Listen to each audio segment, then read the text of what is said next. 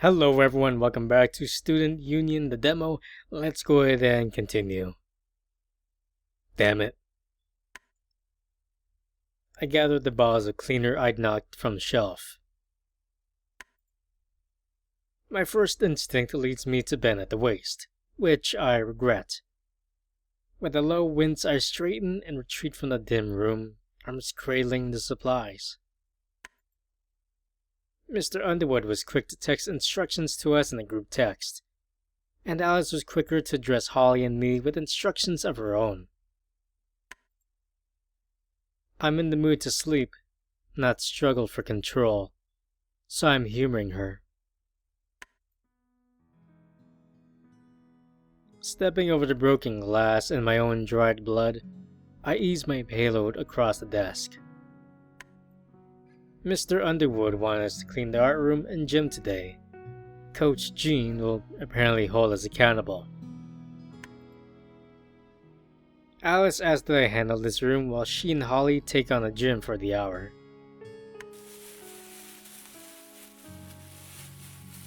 I unfurl a plastic trash bag and begin my task. The glass proves easy enough to gather. My blood, spattered on, under, and in front of the door is not easy to clean. It's not a lot, but it still managed to cause as much mess as it could.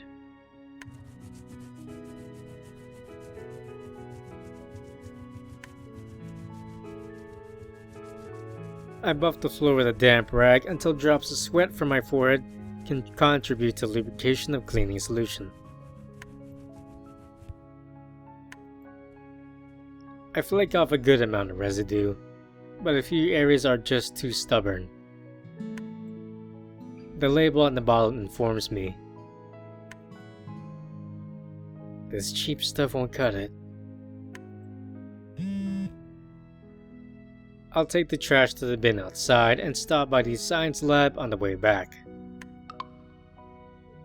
Will you need a ride home? Saying no is tempting as a gut reaction. I'd have to walk though. Yes, please. I'll be ready around 5.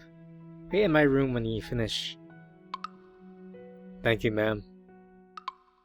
Don't call me ma'am. I deposit the trash bag in the bin outside and head to the science room. Expecting an empty room, I open the door without a knock. Ah! Get down! She takes me by the wrist and yanks me behind the front desk with her. Oops. There we go. Okay. Yep. Okay. What the hell? Quiet! Close your eyes. Why? She holds my head down firmly as a loud explosion occurs in the middle of the room.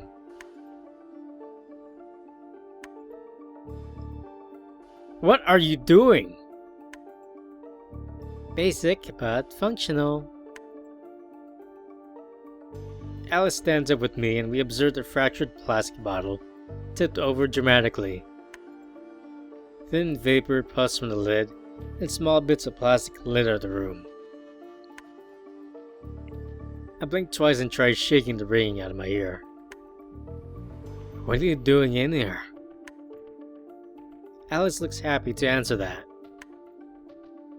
I'm producing miniature hydrogen bombs and testing various mechanical methods of production and containment. You're making a bomb? Bombs. Plural. Relax, Neanderthal, it's perfectly safe. I watch the smoldering bottle. Doesn't look like it. What are you doing in here instead of the gym anyway? I'm interested in the energy production capabilities of the reaction and exploring practical uses via automation. And what are you talking about? 2 parts hydrogen, 1 part oxygen, high temperature, big boom. Understand? There are many uses for explosive energy. Think hybrid cars, which utilize the energy released to make a more fuel-efficient vehicle. Where did you get hydrogen? There's no way we just store that here. I made it. Simple. There are a few ways to do it, but I combined sodium hydroxide with aluminum. I shake my head. Okay, whatever, fine. Why are you not cleaning like you're supposed to? She closes the door I had left open. I'm not going to be a janitor in the future, nor a housewife, so cleaning duty yields no practical experience for me. That doesn't matter. It's punishment. You know I could tell Mr. Underwood about this. I know that you couldn't tell Mr. Underwood about this. Explain. I'll deny it, and the ensuing conflict would handily destroy any team-building efforts and likely scrap the student union formation. And you do not want that. So you have no power here. I have the power. While you're here, want to be my assistant? She moves to the table and erects the bottle. No. Did you leave Holly in the gym? I did, yes. And you called me selfish? I didn't say I wasn't too. Do you know how to clean up blood? Alice glares at me, glances at the door, and places her hand inside the desk drawer. Since I'm cleaning the art room, I need to clean up my blood from this morning. It dried and won't come up. Oh. She frees her hand from the drawer. Yeah, mix a little bleach with water, let it sit in the stains for 15 minutes and wash it up after. Huh. You sure? Of course. I also have a more thorough solution, but the simple method will work for your duties. She waves me away and returns to her desk. I hesitate for a second, then open the door to leave. Thanks. Yep.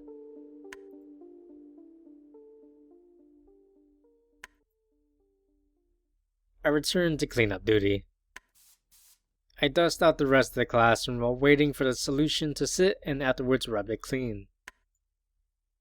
Alice's method works well, actually. Some tiny patches remain on the floor. I doubt anyone would complain when seeing this improvement. Or maybe they would. But what's choke cherry high without a few bloodstains? Will you please help me? With the cleaning? Yes, I'm all alone. Please, please. I could help her. Then again, we're already even in my book. While I'm waiting for Miss Webb, I could check the second floor again. Do I want to help Holly clean or check out the second floor again?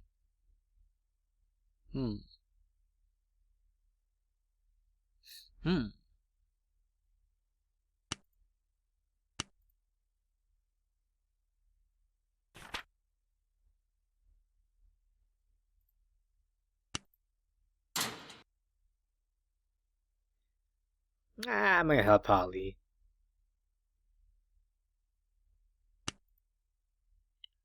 Evan would be jealous.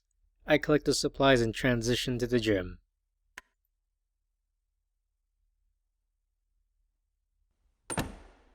I approach the bench along the court. Holly lies on her back, immersed in her cell phone. She hasn't noticed me.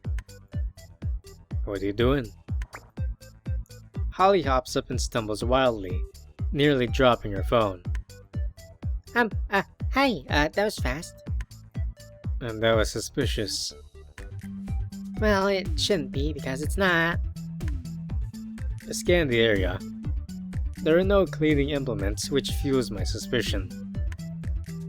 Where are your cleaning supplies? Alice was getting them, remember? Remember?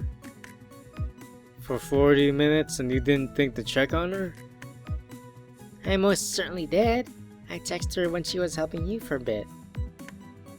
She said to text you for help later since you both would finish early by working together. Damn it, Alice. I pushed my palm across my face. Fine, and why didn't you start here? She looks down into her hands, smile faded. You both had the supplies. And why didn't you come help or ask for our supplies? Seriously? Her eyes water. Her hands clenched together in front of her. She mumbles.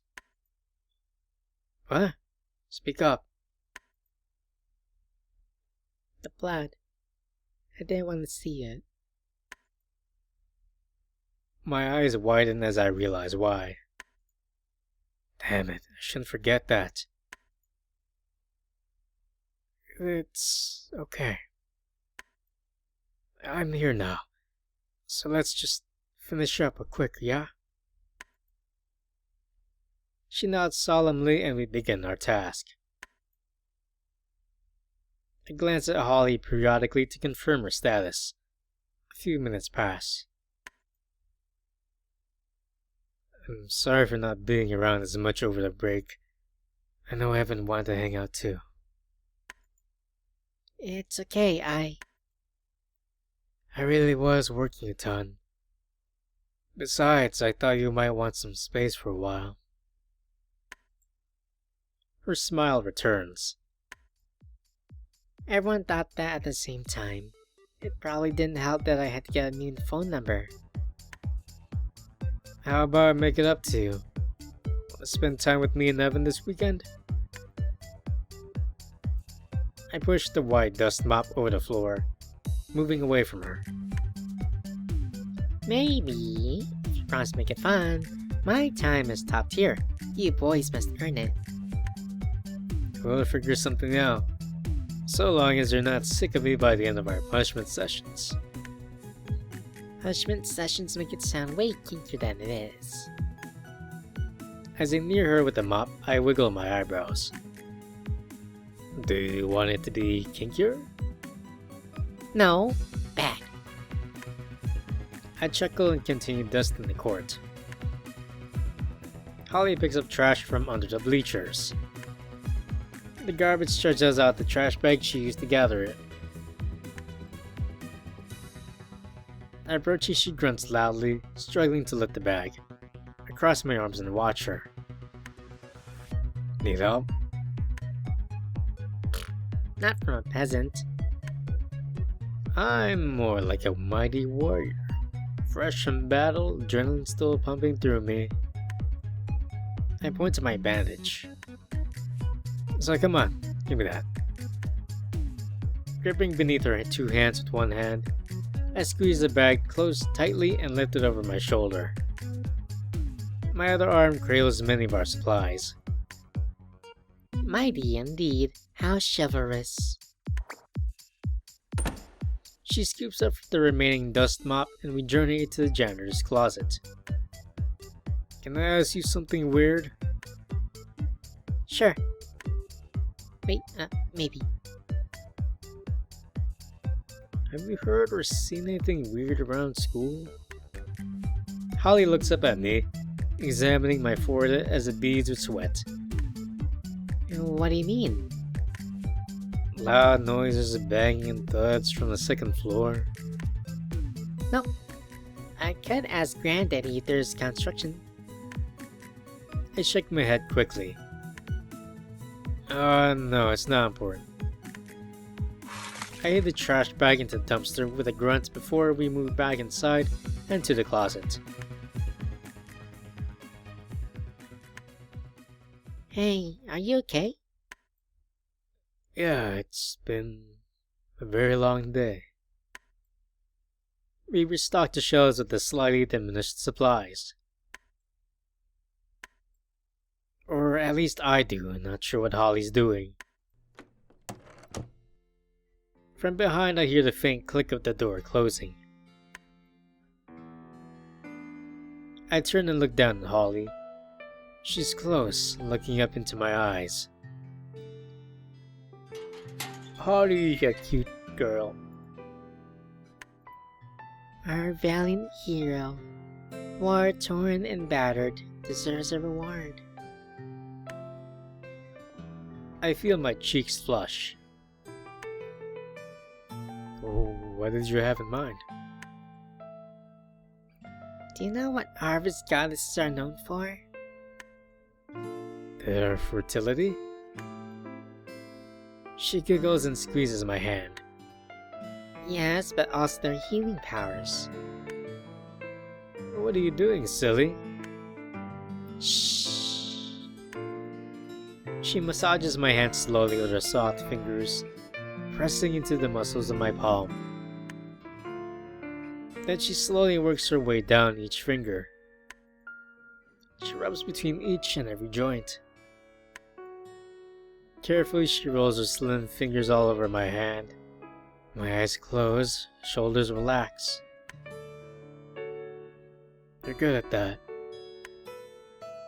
Shh. Her voice is a whisper. My hand rests limp in her grip while she systematically fondles me. I did this at con sometimes. Booth babe strategies to lure in the otaku. I speak in a whisper too, completely relaxed. I bet it worked well. She hums. I open my eyes just in time to see her parting from my hand with a kiss. Her lips were warm. We're both blushing. With that, dear warrior, the ritual is complete. You'll be fully rejuvenated with 110% health upon resting in an inn. Wow, what a buff. Do I get one if I do all your work tomorrow too? Maybe. Well, too bad. You need to pull your weight, even if you're tiny.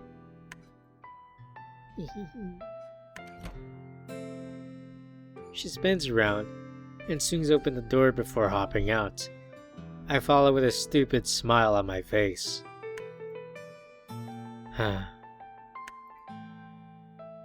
Holly ran away.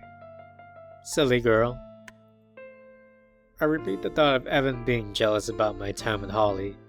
Probably best to spare him every detail.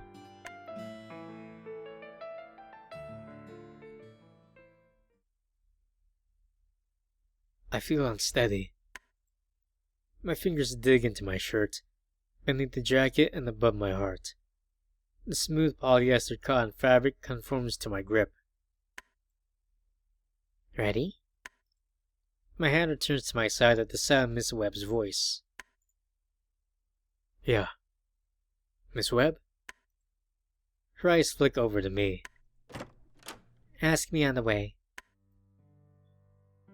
Do you? Her eyes lock to mine once we reach the first floor. Stay home tomorrow. What? I didn't stutter. Why? My vision blurs and I hold my hand over my eye. She pulls my hand down. Are you serious? Maybe she's right, but I can't. I have to clean as punishment. You can. You have my permission. Do you know Mr. Underwood well? Rolling her eyes, she resumes our walk. I know him a little. I called him Turner, so I was just curious. What was he like? Like he is now, but happier. Rosalind leans against Miss Webb's car as we approach. She notices my curiosity. Sam's my ride. Do you normally ride with her? Sometimes. Miss Webb slides into the front seat. It's unlocked. Roz and I join her.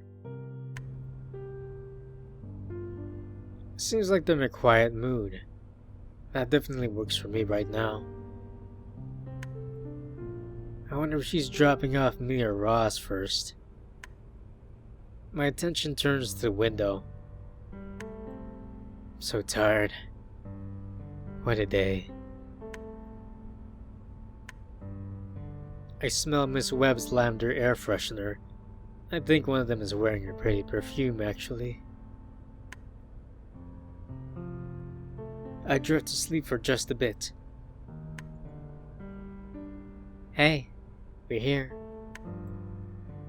Looks like my place is the first stop.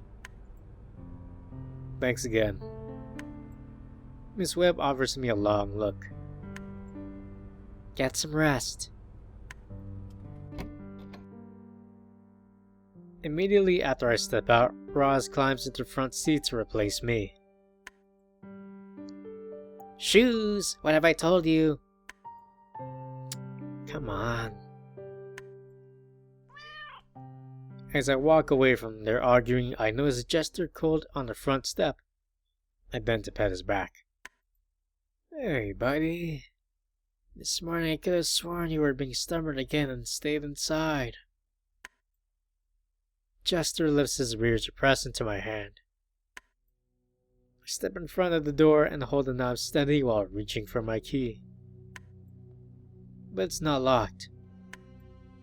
Looking back at where Miss Webb's car was, I confirm they already left. I hesitate. Opening the door slowly, I step inside the dark entrance. I ease the door closed with an inaudible click. Light rustling can be heard from my room. I inch toward the kitchen, one hand following the wall to keep me steady. My eyes adjust the dark. I slide a large kitchen knife from its holder. The sharp tip faces outward as I wield it with both hands. The rustling continues. I hold my breath and move closer. Why does that click? The sound is more distinct right outside the door to my room.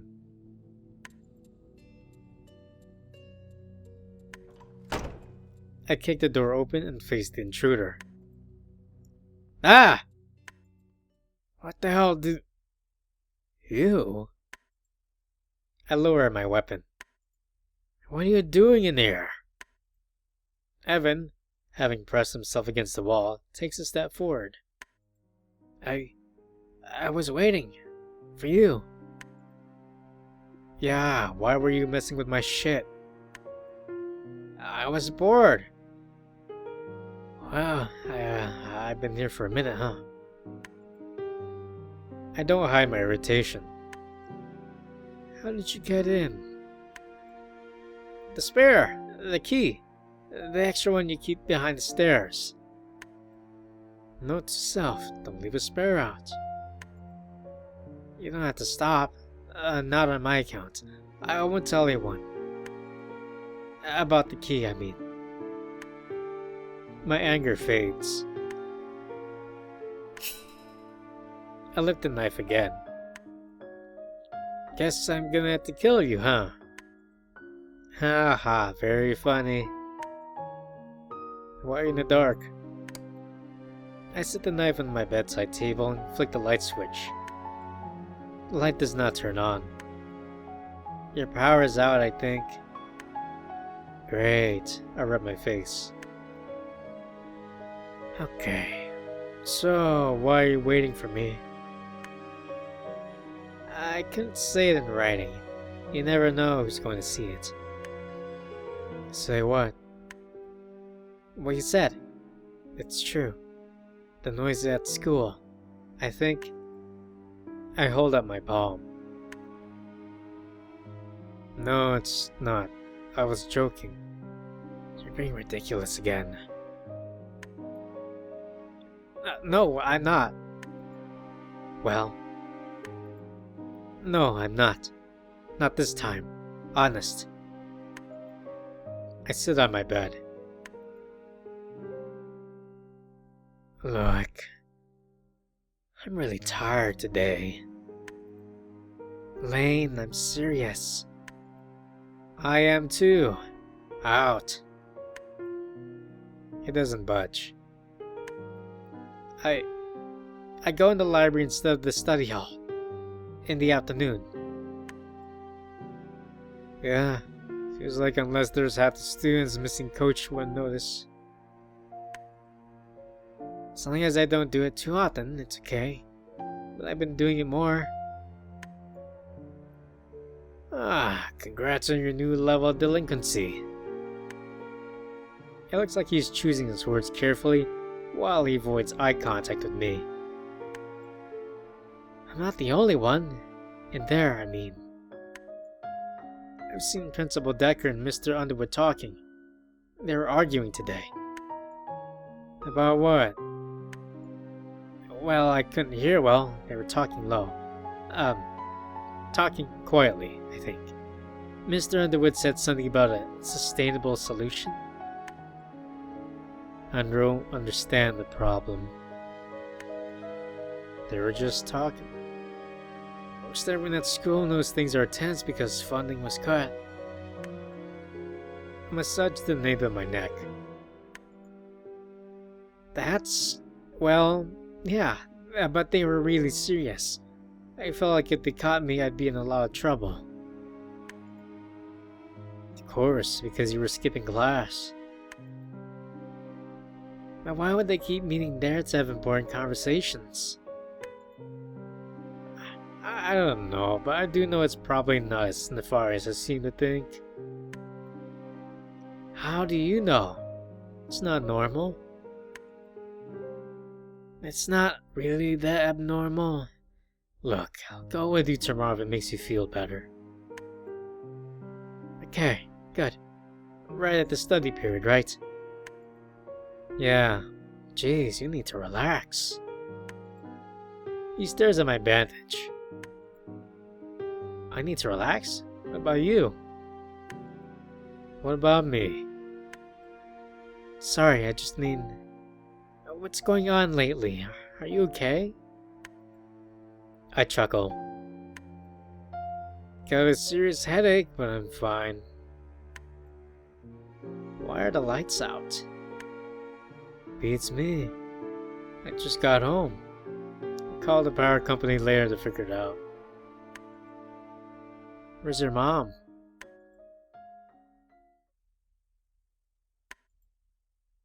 His concern becomes frustration. Why have you been like this? What's wrong with asking for help? You clearly need it. I stand up. I clearly need help, huh? Evan steps back. I didn't mean it in a bad way. It's not bad. How do I need help then? What the hell do you know? I don't know. You're right. I just think it's okay to ask for help. I'll help if I can. Well, I don't need your fucking help. Then why did you ask me to join the group? Because I knew you'd say yes, because you always do. You rely on me too much, and you obsess over what I'm doing. Get your own damn life. Get a single other friend, if you can.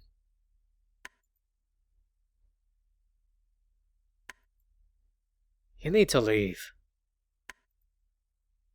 Evan gently places the extra key on the dresser and exits.